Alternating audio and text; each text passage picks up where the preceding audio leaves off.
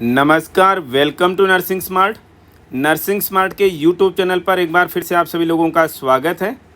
आज के इस वीडियो में हम एक छोटे से केस के बारे में डिस्कस करना चाहते हैं जो कि लगा हुआ है सेंट्रल एडमिनिस्ट्रेटिव ट्रिब्यूनल में, जिसे हम कैट के नाम से जानते हैं। इसमें गवर्नमेंट एम्प्लॉयज़ के और गवर्नमेंट से रिलेटेड केसेज जो हैं वो उसकी रिट पिटिशंस जो हैं वो लगती हैं। और केस क्या है, ये ओए नंबर क्या है, यहाँ पर नहीं दिया गया है। मैं अभी डिस्कस करने वाला हूँ आपके साथ में। इस केस के डिटेल्स पर जाओ तो diary number so and so 12932021, location का नाम है दिल्ली, लोकेशन कोड 100। केस का नंबर जो है ये ओरिजिनल एप्लीकेशन का नंबर है 4702021। केस कब फाइल किया गया? 25 फरवरी को। केस का फाइनल स्टेटस क्या है? पेंडिंग है। सब्जेक्ट किससे रिलेटेड है? अपॉइंटमेंट से रिलेटेड है। लास्ट डेट जो सुनवाई हुई है इसकी 23 जून को हुई है। अगली सुनवाई 14 सितंबर को होगी। क्यूरियोसिटी बढ़ रही होगी कि ये केस क्या है। चलिए डिस्कस करते हैं। ये केस फाइल हुआ है कैट न्यू दिल्ली में।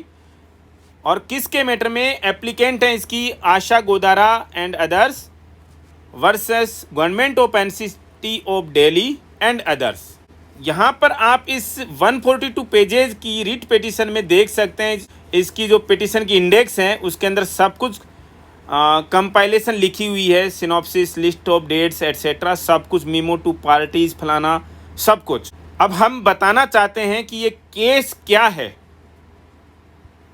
भाई ये केस सीधे सीधे कह रहा है जो एप्लीकेंट है आशा Godara, she is aggrieved by advisory dated 31st December 2020 issued by R2, whereby all the medical directors, medical superintendents and directors of the hospitals or medical institutions were advised to issue offer letter to all such candidates who have not registered with the nursing council if they are otherwise eligible as on the closing date of application, that is 13th August 2018।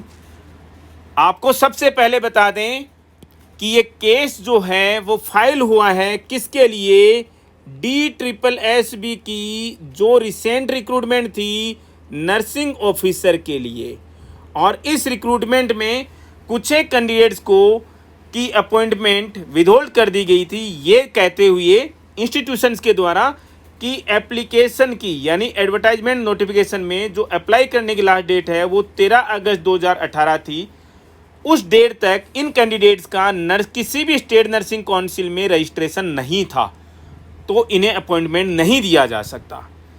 Applicant that is आशा गोदारा, उन्होंने भी इसी को base बनाते हुए cat में writ petition file की है कि इन्हें अपॉइंटमेंट क्यों दी गई। बहुत बड़ी बात हो गई भाई, किसी को जॉब मिली है, आपको दिक्कत हो गई।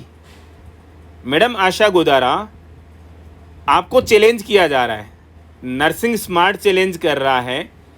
कोर्ट मैटर्स हैं, हम किसी के खिलाफ नहीं बोलते हैं, लेकिन कोर्ट का बहुमूल्य समय बर्बाद करना भी बहुत बड़ी गलती में आता है। और मैं अगर कोर्ट की जगह पर होता तो आपको ज़रूर पेनलाइज करता। एनीवे, देखते हैं इस केस में क्या है। मैं आपको सबसे पहले लेकर के चलूँगा जिन जिन भी कैंडिडेट्स का यहाँ पर नाम है, रोल नंबर वाइज यहाँ पर नाम है, उसको ज़्यादा डिस्कस करने की ज़रूरत नहीं है।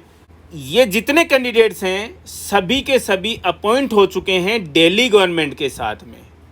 ऑब्वियस सी बात है, थोड़ा सा स्ट्रेस बढ़ जाता है, एंजाइटी बढ़ जाती है कि हमारी जॉब का क्या होगा।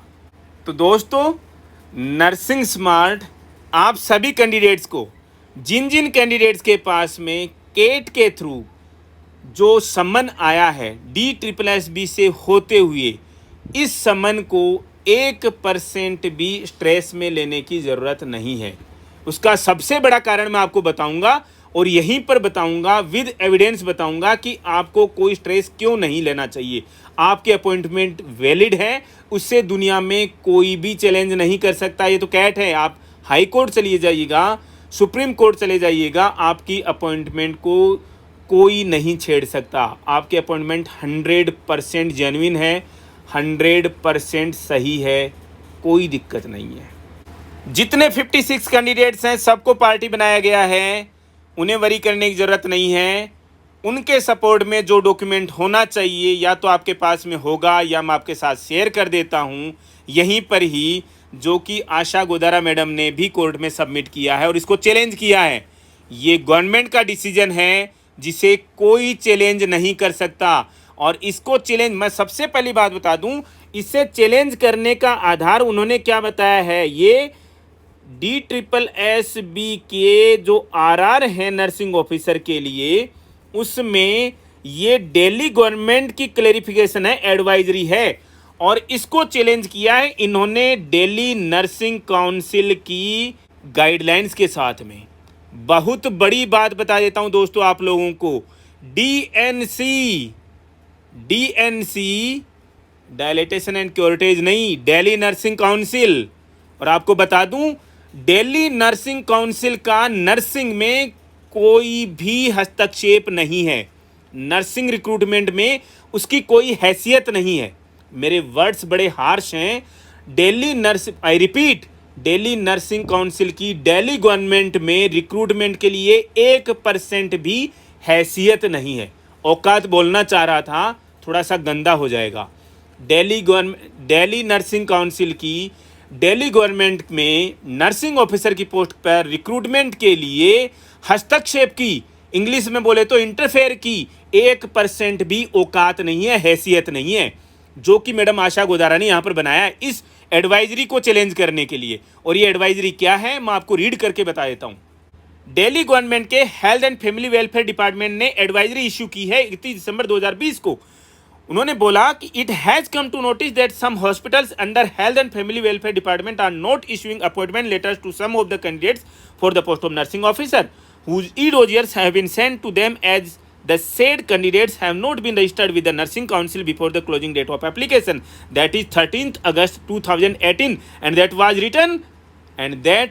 written in advertisement notification, and have also returned their e-dossiers to this department for taking decision in the matter. अब यानी कि कुछ एक हॉस्पिटल जो हैं ऐसे कैंडिडेट्स को ज्वाइनिंग नहीं दे रहे जिनका 13 अगस्त 2018 तक रजिस्ट्रेशन नहीं हुआ है किसी भी स्टेट नर्सिंग काउंसिल में, और उनके डोजियर्स जो हैं वो दिल्ली गवर्नमेंट को वापस ये कहते लौटा दिए गए हैं कि आप हमें बताइए कि क्या करें।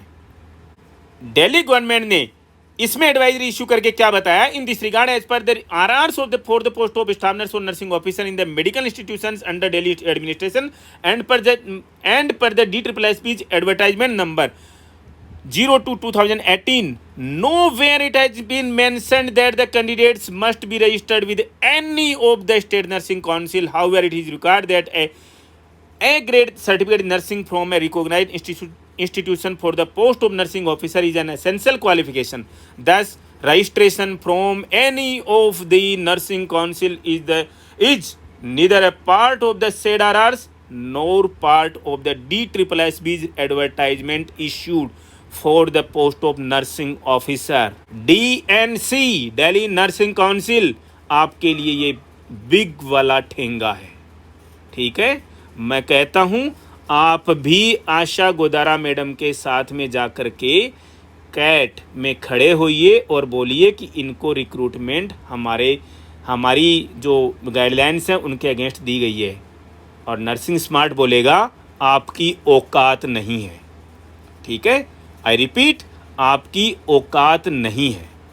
Accordingly all MD MS directors of the hospitals medical institutions are advised to issue offer to all such candidates who have not registered with the nursing council if they are otherwise eligible as on the closing date of application, that is 13th August. Again, all 56 candidates से appeal करना चाहता हूँ जिनका भी selection, I know many of them are selected somewhere else like AIIMS institutes, क्योंकि नॉर्सेट का भी result आ रखा था उस समय में। आपको अगर आप दिल्ली गवर्नमेंट के साथ में रहना चाहते हैं, दिल्ली गवर्नमेंट आपके साथ में है, आपको कहीं जाने की ज़रूरत नहीं है। दिल्ली गवर्नमेंट आपके लिए लड़ेगी और दिल्ली गवर्नमेंट की एडवाइजरी आपके लिए लड़ेगी। आप कहेंगे कि डीएनसी, मैं कह रहा हूँ डीएनसी की आपके रजिस्ट्रेशन के अलावा कोई हैसियत है ही नहीं, और आपका डीएनसी में रजिस्ट्रेशन नहीं है, किसी भी स्टेट नर्सिंग काउंसिल में आपका रजिस्ट्रेशन है, डीएनसी की हैसियत नहीं है कि आपको ये बोले कि दिल्ली गवर्नमेंट में काम करना है तो हमारे साथ रजिस्टर्ड होना चाहिए। दोस्तों आपको यहाँ पर एक बात और क्लियर कर दूँ कि इस केस में मैडम आशा गोदारा ने डीएनसी के गाइडलाइंस को, डीएनसी के एक्ट को आधार बनाया है, और इस डीएनसी के एक्ट में साफ साफ लिखा है कि दिल्ली गवर्नमेंट में काम करने वाले हर एक नर्सिंग ऑफिसर को हमारे साथ रजिस्टर्ड होना पड़ेगा। और डीएनसी के लिए एक और बिग ठेंगा मैं बता दूं कि दिल्ली गवर्नमेंट और सेंट्रल गवर्नमेंट के दिल्ली में लोकेटेड जितने भी हॉस्पिटल्स हैं उनमें काम कर रहे नर्सिंग ऑफिसर्स, मान लीजिए टोटल स्ट्रेंथ 16,000 हैं, तो उनमें से मैक्सिमम 3,000 लोग डीएनसी के साथ में रजिस्टर्ड हैं। उसके अलावा 13,000 लोग डीएनसी के साथ रजिस्टर्ड नहीं हैं। ये भी बिग ढंगा के लिए, और हम भी आपको चैलेंज कर रहे हैं कि आप सरकार पर दबाव डालिए और कहिए, कम से कम ये तो केस ही अलग है कि उस डेट तक जिसमें आपका कोई मतलब ही नहीं बनता, वो DSSB के बनाए हुए RR हैं दिल्ली गवर्नमेंट में रिक्रूटमेंट के लिए, नर्सिंग ऑफिसर्स के लिए। आप तो रिक्रूटमेंट होने के बाद में भी यह कंपेल नहीं कर सकते उनको कि साहब हाथ जोड़ करके कि अब तो रजिस्ट्रेशन करा लीजिए हमारे साथ में, नहीं करा पाओगे। वापस मैं बार बार गंदा नहीं बोलना चाह रहा, आपको नहीं है आपकी उस लेवल की हैसियत, इसलिए आप भी अपनी गाइडलाइंस में, अपने एक्ट में थोड़ा बहुत चेंज कर लीजिए। आप क्या बॉडी हैं क्या नहीं हैं, वही IMA वाली कहानी आपके साथ में है। डीएनसी, इंडियन मेडिकल एसोसिएशन और दिल्ली नर्सिंग काउंसिल, आप में कोई ज़्यादा डिफरेंस नहीं है। ये वीडियो फ़िलहाल इस बात पर, इस वाद विवाद के लिए नहीं है कि हम इन सब चीज़ों के अंदर जाएं। ये केवल उन 56 कैंडिडेट्स को फर्म रहने की अपील करने के लिए है कि आपको स्ट्रेस लेने की ज़रूरत नहीं है, टेंशन लेने की ज़रूरत नहीं है। आपके एक्ट में, आपके घर का एक्ट है, आप इसको कल जा कर के वापस बदल लीजिए और कुछ भी लिख लीजिए इसके अंदर कि हम तो दिल्ली गवर्नमेंट के साथ में किसी को भी काम नहीं करने देंगे जी, कोई फ़र्क नहीं पड़ता, कोई नहीं पूछने वाला आपको। बस इतना ही कहना था। आप लोग अपनी जगह पर फर्म रहिए। वीडियो को देखने के लिए बहुत बहुत धन्यवाद। किसी भी प्रकार की कोई क्वेरी हो, किसी भी प्रकार का कोई डाउट हो, कमेंट बॉक्स में लिख करके बताइए। हमारे नंबर पर डायरेक्ट भी आप हमसे बात कर सकते हैं। धन्यवाद। Thank you, thanks a lot for watching video.